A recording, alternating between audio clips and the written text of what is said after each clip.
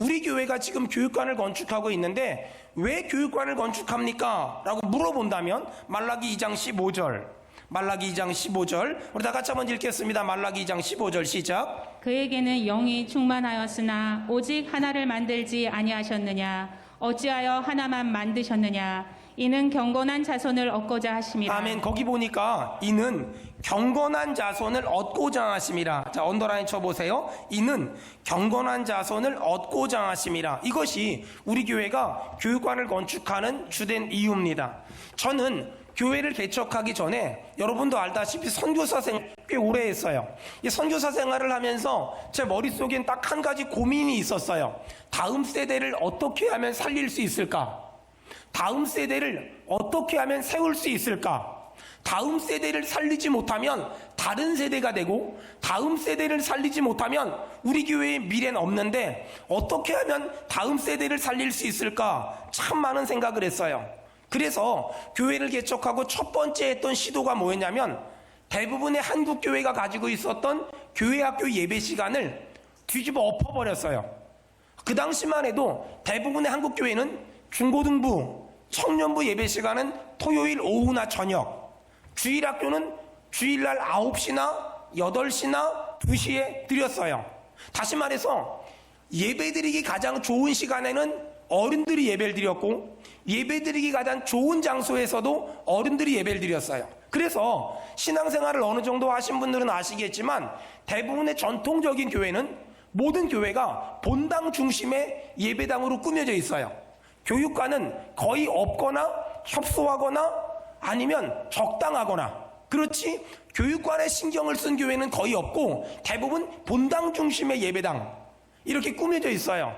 그래서 저는 교회를 개척하면서 예배 시간을 아이들이 예배드리기 힘든 시간, 청년들이 예배드리기 힘든 시간에 예배하는 것이 아니라 아이들이 예배드리기 가장 좋은 시간, 그래서 어른들이 예배드릴 때 아이들도 같이 예배드리고, 어른들이 밥 먹을 때 아이들도 같이 밥 먹고, 어른들이 오후 예배드릴 때 아이들도 오후 프로그램 할 수 있도록 그런 시스템을 만들었어요.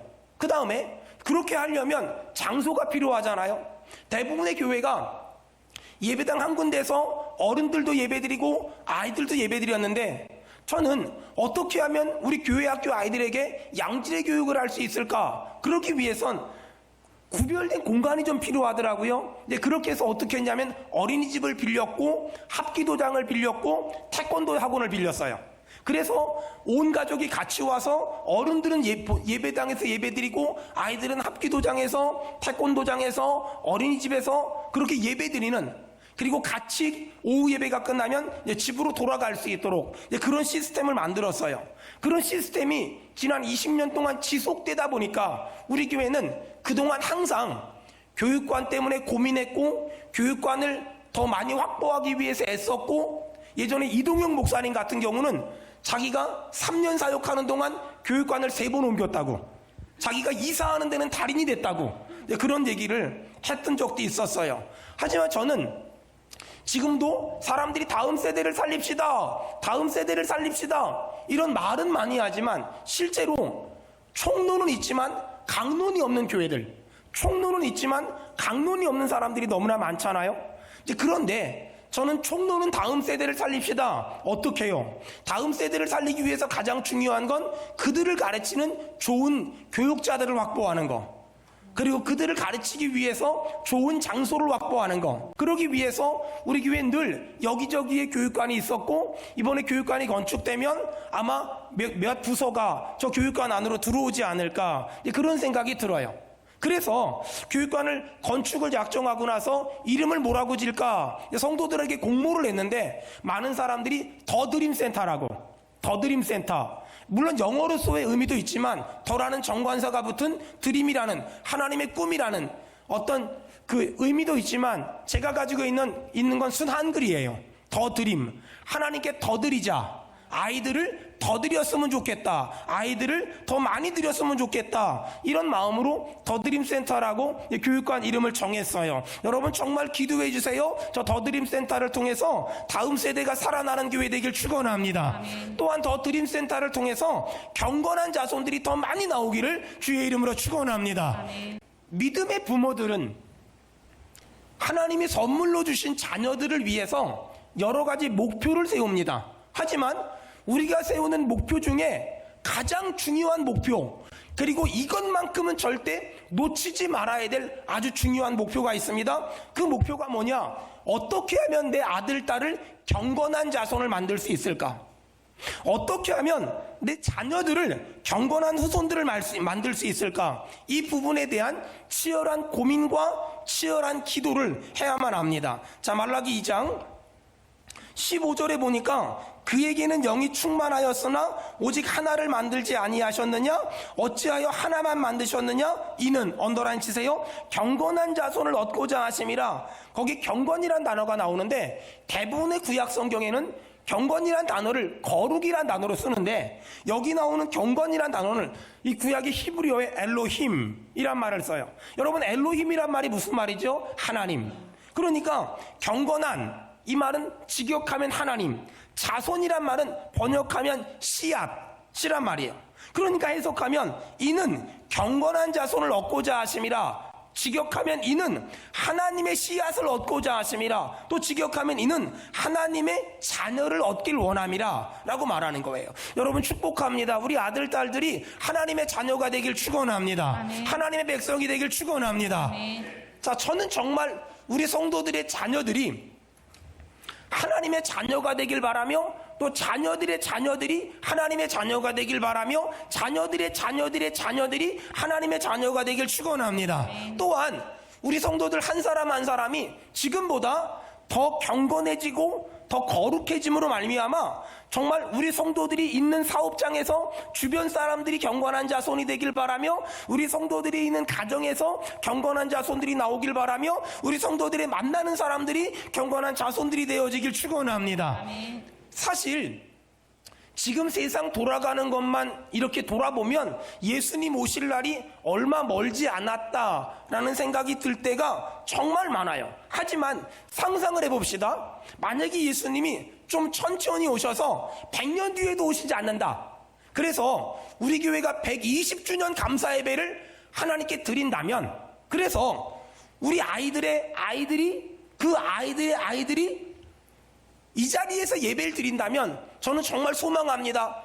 내 자녀의 자녀의 자녀가 이 자리에서 120주년 감사 예배를 드린다면 우리 아이들이 나보다 더 좋은 믿음, 나보다 더 나은 믿음, 나보다 더 하나님을 사랑하길 바라며, 나보다 더 십자가의 복음으로 충만하기를 주의 이름으로 축원합니다. 아멘. 자, 그렇다면 이렇게 경건한 자손을 만들려면 어떻게 해야 될까? 성경 봅시다. 어떻게 하면 우리가 경건한 자손을 만들 수 있을까? 어떻게 하면 내 아들, 딸을 하나님의 백성으로, 하나님의 자녀로 만들 수 있을까? 말라기 2장 14절. 말라기 2장 14절 다 같이 읽겠습니다. 시작. 너희는 이르기를 어찌 됨이니까 하는도다. 이는 너와 내가 어려서 맞이한 아내 사이에 여호와께서 증인이 되시기 때문이라. 그는 내 짝이요. 아멘. 언더라인 치세요. 그는 내 짝이요. 그는 내 짝이요. 자, 어떻게 하면 우리의 가정에서 경건한 자손을 만들 수 있을까? 자, 어떻게 하면 우리 교회에서 더 경건한 자손을 많이 만들 수 있을까? 자, 이 얘기를 하려고 해요. 우리의 가정에서 경건한 자손을 만드는 비법, 우리의 교회에서 경건한 자손을 많이 만드는 비법, 그 첫 번째가 뭐냐면 성경은 남편과 아내에 대해서 아주 분명하게 말합니다. 뭐라고 말하죠, 거기요? 짝이다. 너는 그는 내 짝이다. 남편과 아내를 성경은 뭐라고 말하냐면 짝이다. 영어 성경엔 파트너다 라고 말해요. 다시 말해서 배우자는 평생을 함께 경건한 자손을 만들어야만 하는 내 인생의 동역자고, 내 인생의 동업자고, 내 인생의 파트너예요. 여러분, 하지만 이런 성경적인 정의와는 다르게 사람들은, 특별히 부부간에 싸우고 다투고 갈등하고 큰소리치고 얼굴 붉히는 부부들이 얼마나 많은지 몰라요. 저도 예외라고 말하고 싶진 않아요. 이런 사람들이 너무나 많아요. 왜 그럴까요? 성경은 분명히 남편과 아내를 짝이야, 파트너야, 동역자야, 동업자야, 경건한 자손을 만들기 위해서 라고 말하는데, 문제는 실제로 우리의 가정으로 들어가 보면 남편과 아내가 싸워요. 경쟁해요. 견제해요. 얼굴 붉혀요. 큰 소리 쳐요. 왜 그럴까요? 이겨먹으려고 하니까. 자, 그렇다면 왜 사랑하는 신랑과 신부가, 왜 사랑하는 남편과 아내가 싸울까? 그 이유는 의외로 간단해요. 너무 간단한 게 뭐냐면, 대부분의 부부가 싸우는 이유는 부부간에 적절한 대화법을 몰라서 그래요. 여러분 한번 생각해 보세요. 여러분 부부싸움 했을 때 말하는 내용 때문에 싸웠던 적이 있습니까? 말하는 내용 때문에 싸웠던 사람은 아마 거의 없을 거예요. 말하는 방식, 말하는 목소리 톤, 말하는 태도, 말하는 얼굴 표정 때문에 싸우는 사람들은 너무나 많았을 거예요. 대부분의 남자들은 인정받고 싶거든요. 근데 상대방이 인정을 안 해주니까 싸우게 되고, 대부분의 아내들은 사랑받고 싶거든요. 근데 상대방이 사랑을 안 해주니까 싸우게 되지 않을까요? 만약에 배우자를 나의 짝이라고, 나의 동업자라고, 나의 동역자라고 생각하면 싸울 이유가 하나도 없어요. 잘 들으세요. 오늘 성경은 어떤 가정에서 경건한 자손이 태어납니까? 이 질문 앞에 부부가 짝으로 사는 사람, 부부가 동업자, 동역자, 또 짝으로 사는 사람, 그 가정에서 경건한 자손이 나온다라고 얘기하고 있어요. 지금도 대부분의 부모들은 자녀가 잘 되라고 자녀를 위해 돈 쓰고 시간 쓰고 애쓰고 노력하고 있어요. 근데 성경은 자녀가 정말 잘 되길 원한다면 자녀를 위해 돈 쓰는 것보다 시간 쓰고 애쓰고 노력하는 것보다 더 중요한 게 있대요. 그게 바로 뭐냐? 정말 자녀가 잘 되길 원한다면 좋은 부부가 되면 좋은 부모가 될 수 있다. 다시요. 좋은 부부가 되면 좋은 부모가 될 수 있다. 여러분 이걸 교회적으로 한번 적용해 보자고요. 교회적으로 어떻게 하면 우리 교회가 다음 세대를 살릴 수 있을까? 건물 짓는 것 중요해요. 좋은 교육자 오는 것 중요해요. 하지만 그것보다 더 중요한 게 있어요. 그게 뭘까? 목사와 성도가 짝이 돼야 돼요.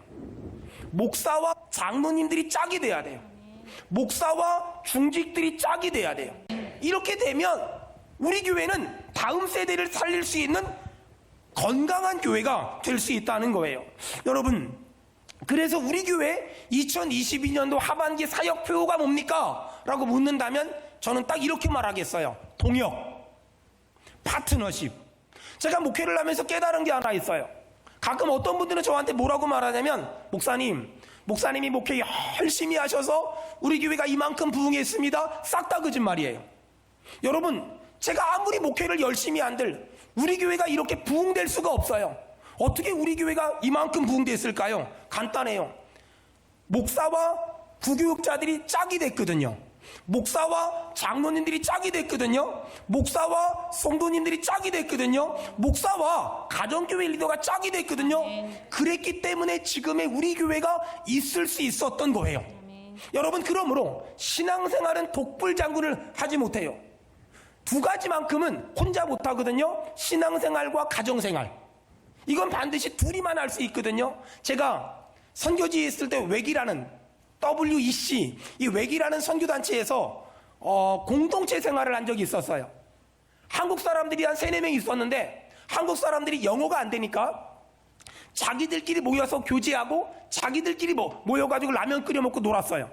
한 번은 그 웩이라는 선교단체의 간사가 절 찾아오더니, 선교사님, 한국 사람들이 자기들끼리만 모여서 교제하니까 우리 공동체가 하나가 되질 않아요. 그러니 한국 사람들끼리만 있지 말고 흩어져서 다른 사람들하고 교제 좀 해주세요. 부탁을 하더라고요. 그러면서 그분이 저한테 분명하게 말했던 게 있어요. 저희 웩이라는 선교단체 안에서는 단짝, 절친을 용납하지 않습니다. 여러분, 이건 굉장히 의미 있는 말이에요. 저희 웩이라는 선교단체에서는 단짝, 절친을 용납하지 않습니다. 두루두루 친해지세요. 두루두루 하나가 되세요. 그러면서 그분이 저에게 해줬던 말이 있어요. 사역은 실력으로 하는 것이 아니라 관계로 하는 겁니다. 사역은 실력으로 하는 것이 아니라 인격으로 하는 겁니다. 사역은 더 잘하려고 하면 싸우게 되지만 더 죽으려고 하면 많은 열매를 맺을 수 있습니다.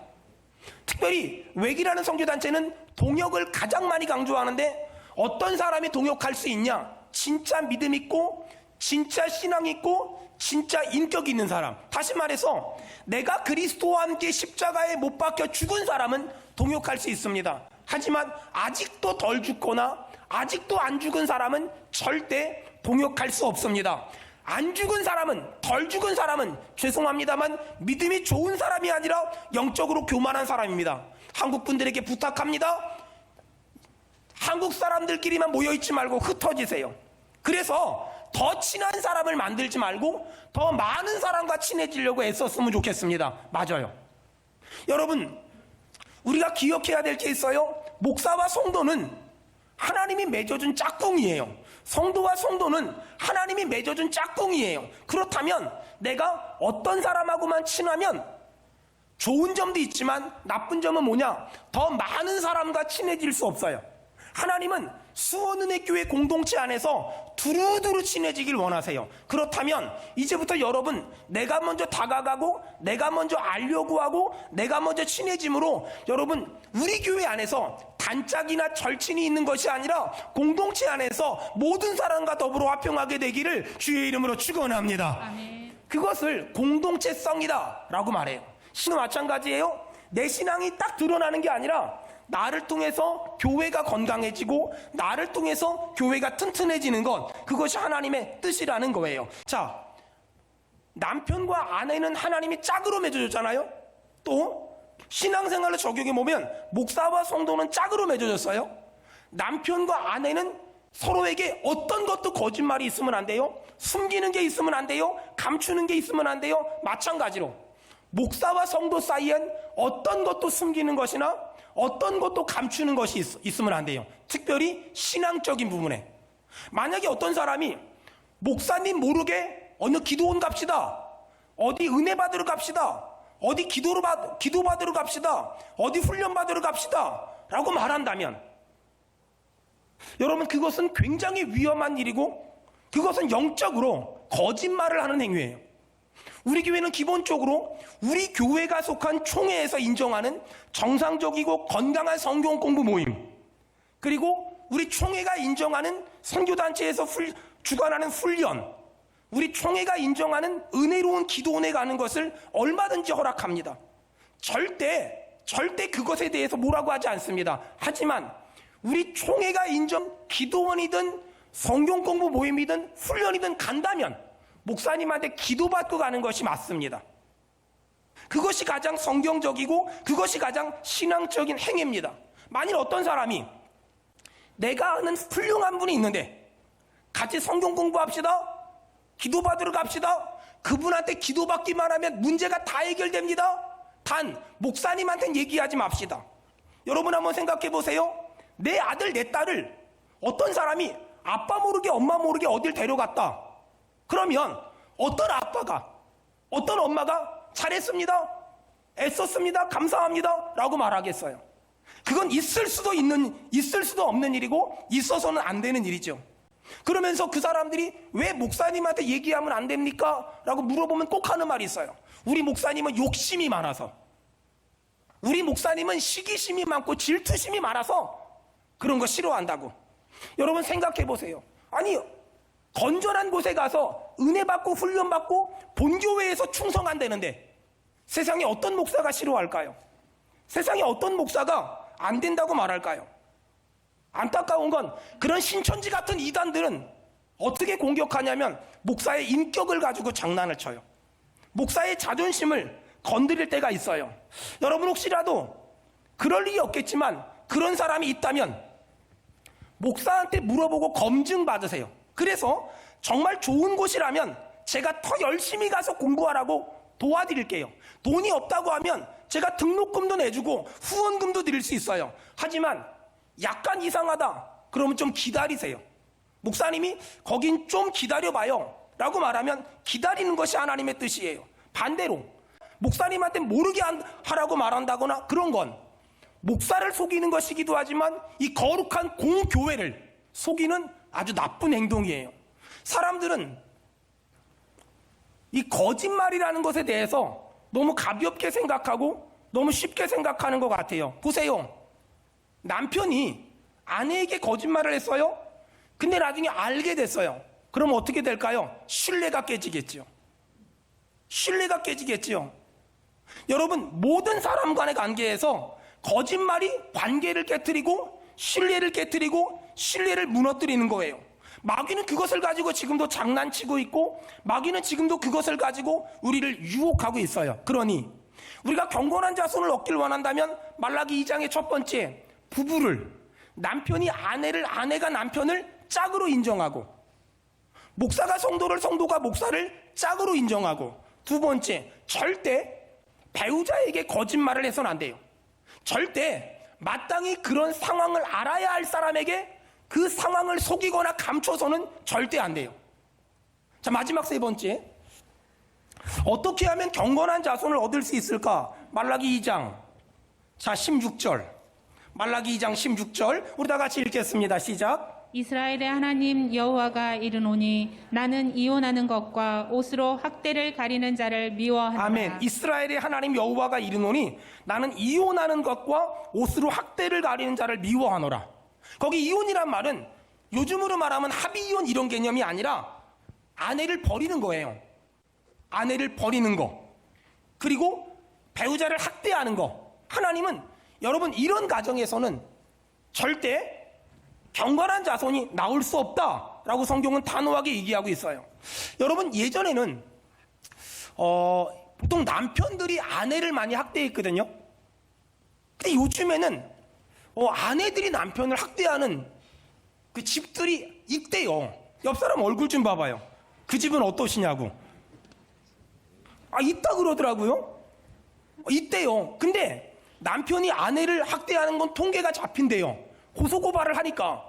근데 그 아내가 남편을 학대하는 집은 통계가 안 나온대요. 얘기를 안 한대요. 생각해 보세요. 어디다 얘기하겠어요, 그걸요? 그걸 어떻게 얘기하겠어요? 그러니까 이 매맞는 남편들은 통계가 안 잡힌대요. 근데 문제는 뭐냐면 있다는 거예요. 문제는 그런 사람이 있다는 거예요. 오늘 성경은 이 이혼하지 말라 이걸 문자적으로 보지 말고요, 의미적으로 해석하자고요. 배우자에게 잘해라. 배우자한테 함부로 하지 마라. 여러분, 신약 성경에 뭐예요? 아내를 귀히 여기고 괴롭히지 마라 이렇게 말하잖아요. 여러분, 제가 이렇게 보니까 요즘에 이 아내 노릇하는 거 참 힘들어요. 근데 남편 노릇하는 거 더 힘들어요.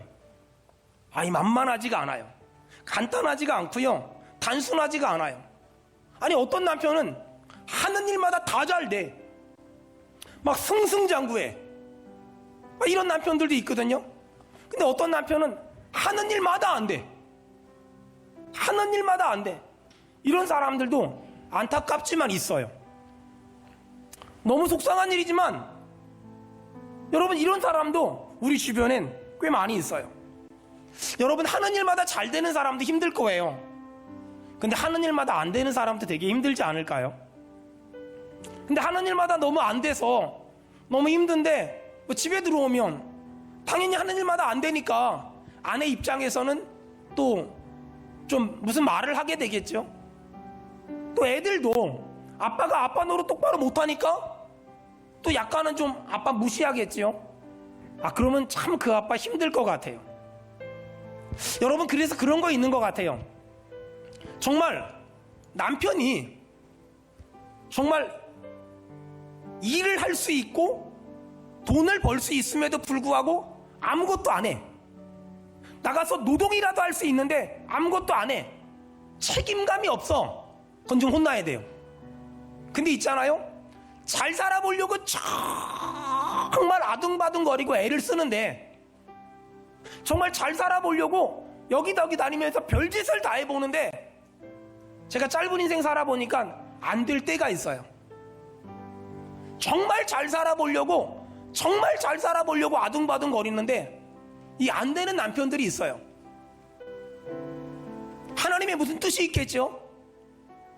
그런 일이 없을 것 같지만 제가 이만큼 살면서 많은 사람들을 만나보니까 정말 잘 살아보려고 아둥바둥 거리는데 이 하는 일마다 엎어질 때가 있어요. 여러분, 그런 사람이 있다면, 그런 남편이 있다면 너무 뭐라 그러지 마요. 여러분, 그런 남편들은요, 기죽이면 안 돼요. 그런 남편들은요, 오늘 예배 끝나고 데리고 가서 명품 티셔츠 하나 사주고, 그런 남편들은 기죽이면 안 돼요. 그러니까 기를 죽여야 될 사람이 있고 기를 살려줘야 될 사람이 있지 않습니까? 정말 살아보려고 애쓰는데, 정말 살아보려고 발버둥 치는데, 제대로 살아보려고 애쓰고 힘쓰는데 이상하게 하는 일마다 안 돼. 그러면 그 사람은 기죽이면 안 돼요. 그런 사람은 오늘 예배 끝나고 나가서 옷도 하나 멋진 거 사주고, 그 다음에 고기 반찬 먹이고, 그리고 당신도 힘내라고, 괜찮다고, 당신이 못난 게 아니라, 당신이 나쁜 게 아니라 당신을 사람들이 몰라주는데 어떡하냐고, 조금만 힘내보라고. 아니, 얼마 전에도 우리 청년 하나가 저한테 상담을 해요. 목사님, 직장에 이력서를 냈는데 떨어졌어요. 너무 속상해요. 이러더라고요. 그래서 물어봤죠. 어떤 데 이력서를 냈니? 근데 딱 그 이력서를 보는 순간에 깜짝 놀란 게 그 회사를 제가 아는 데예요. 그래서 전화해서 물어봤죠. 왜 떨어뜨렸어요, 집사님? 그랬더니 목사님 어떻게 알아요? 우리 청년이에요. 그랬더니 그 사장님 그러더라고요. 목사님, 우리 교회는요 커피 탈 사람이 필요한데요, 그분은요 그런 걸 할 만한 수준, 너무 공부를 많이 하시고 너무 훌륭해서 그런 거 할 사람이 아니잖아요. 그런 사람은 그런 데 합당한 데를 가야지요. 여러분, 잘 들으세요. 못나서 안 되는 게 아니고 무능해서 안 되는 게 아니라 거기는 안 맞을 뿐이거든요. 근데 우린 자꾸만 잘 살아보려고 애쓰는 사람들한테 주눅들게 할 때가 있어요. 정말 최선을 다해서 살려고 애쓰는데 자꾸만 넘어뜨릴 때가 있어요. 여러분, 그러지 말아요. 혹시 내 남편이, 내 가족이 그러고 있다면 여러분, 혼내고 야단치지 말고요, 여러분 기 살려줘요. 좋은 옷 사주고 맛있는 거 먹이고 또 힘내라고, 내가 기도해 주겠다고, 하나님이 도와줄 거라고, 하나님이 역사할 거라고, 하나님이 은혜 줄 거라고요. 사랑하는 여러분, 어떤 가정이 깨지고 어떤 가정이 유지될까요? 가정을 지키는 힘은 사랑이 아니에요. 목사님, 더 이상 사랑이 없어서 같이 갈 수 없습니다. 가정을 지키는 건 사랑이 아니에요. 가정을 지키는 건 긍휼히 여기는 마음이에요. 가정을 지키는 건 불쌍히 여기는 마음이에요. 가정을 지키는 힘은 긍휼히 여기는 것이고 불쌍히 여기는 거지 사랑이 아니에요. 만약에 가정을 지키는 힘이 사랑이라면 우린 벌써 100번 1000번 깨지지 않았을까요? 하지만 누군가가 그 가정을 지키기 위해서 불쌍히 여기다 보니까, 긍휼히 여기다 보니까 여기까지 오지 않았을까요? 여러분, 회사는 어떨까요? 여러분, 교회는 어떨까요? 만약에 교회를 유지하는 힘이 긍휼이 아니라, 불쌍히 여기는 마음이 아니라 다른 거라면 아마 아무든 아만하지 않을 거예요. 어떤 교회가 유지될까요? 끝까지 긍휼히 여기는 거야. 여러분, 이런 거 있지요? 어떤 사람이 속삭여요. 넌 나가! 이게 아니라 속삭이는 우리 성도. 어떤 사람이 말을 안 들어먹어. 넌 나가! 이게 아니라 말을 안 듣는 내 성도. 아니, 그렇잖아요. 내 자식이 머리를 노랗게 하고 왔어. 넌 나가! 이게 아니라 머리를 노랗게 하고 온 내 성도. 아니, 어떤 목사님이 아들내미가 귀걸이를 문고리 같은 걸 달고 왔더래요.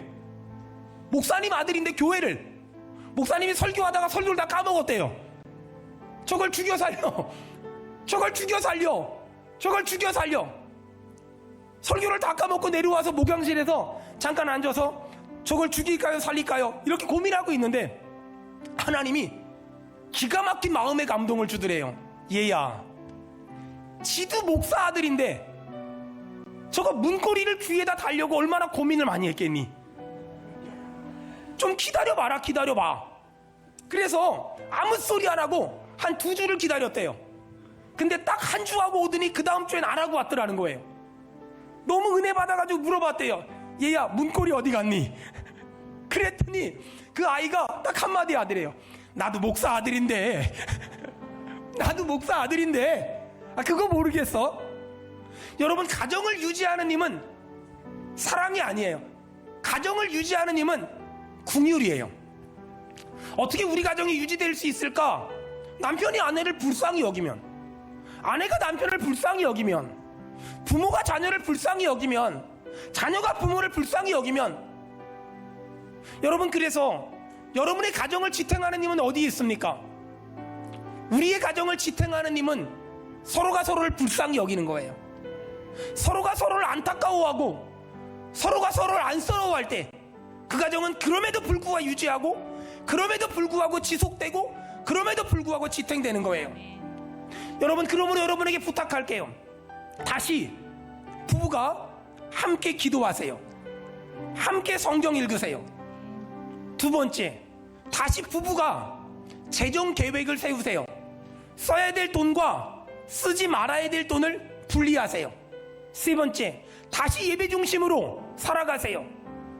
수요일날, 금요일날 늦어도 괜찮아요. 늦어도 와서 예배 드리고 가세요. 네 번째, 다시 11조 하세요. 다시 11조 하세요. 마지막 다섯 번째, 여러분, 많이 격려해 주세요. 많이 응원해 주세요. 제가 참 좋아하는 그 리더십 책이 있어요. 어니스트 쉐클턴. 여러분 혹시 읽어보셨나요? 쉐클턴 이야기. 이 쉐클턴이란 사람은 어릴 적부터 탐험가가 되는 게 꿈이었어요. 그래서 16살 때부터 그 외국에 나가는 상선을 타고 다니면서 여행을 다녔어요. 그리고 어느 날 남극 탐험대를 꾸몄어요. 여행에 대해서는 베테랑이었지만 남극으로 들어가는데 쉽지 않았어요. 남극을 97마일 남겨두고 너무 춥고 너무 힘들어서 돌아와야만 했어요. 선원들에게 여러분 더 이상 못 갈 것 같아요. 돌아갑시다. 그러자 선원들이 춥고 배고프고 힘든 것도 힘들지만 남극에 더 들어가지 못한다고 낙심하기 시작했어요. 하지만 돌아가기 위해서는 배에 있는 무거운 것들을 버려야만 했어요. 그때 선원들이 가장 먼저 버린 게 뭐냐? 음식물. 그 다음에 돈이 될 만한 물건들. 하지만 선원들이 끝까지 붙잡았던 게 뭔지 아세요? 가족 사진. 오늘 하나님은 말라기를 통해서 우리에게 경건한 자손을 얻기 위한 세 가지 이야기를 합니다. 첫째, 뭐 하라고요? 배우자를 짝, 동업자, 동역자로 인정하라고. 싸우지 마세요. 교회에서는 목사와 성도가 동역자, 짝이 돼야 된다고. 싸우지 말라고. 두 번째 뭐라고요? 거짓말하지 말라고요. 남편이 아내에게, 아내가 남편에게 어떤 거짓말, 선한 거짓말도 하지 말라고요. 목사가 성도에게, 성도가 목사에게 어떤 거짓말도 하지 말라고요. 마지막 세 번째 뭐 하라고요? 배우자를 학대하지 말라고요. 배우자를 학대하지 말라고요. 여러분, 화가 났을 때 말하면 폭언이에요. 화가 났을 때 주먹을 쓰면 폭력이에요. 하지 마세요. 어떤 경우에도 폭언이나 폭력을 용납하지 마세요. 여러분, 가정이 꾸려지는 건 남편이 아내를 사랑하고 아내가 남편을 사랑하고, 맞아요, 좋아요. 그렇게 해서 가정은 시작되는 거예요. 하지만 그 가정이 유지되는 건 사랑이란 두 단어가 아니에요.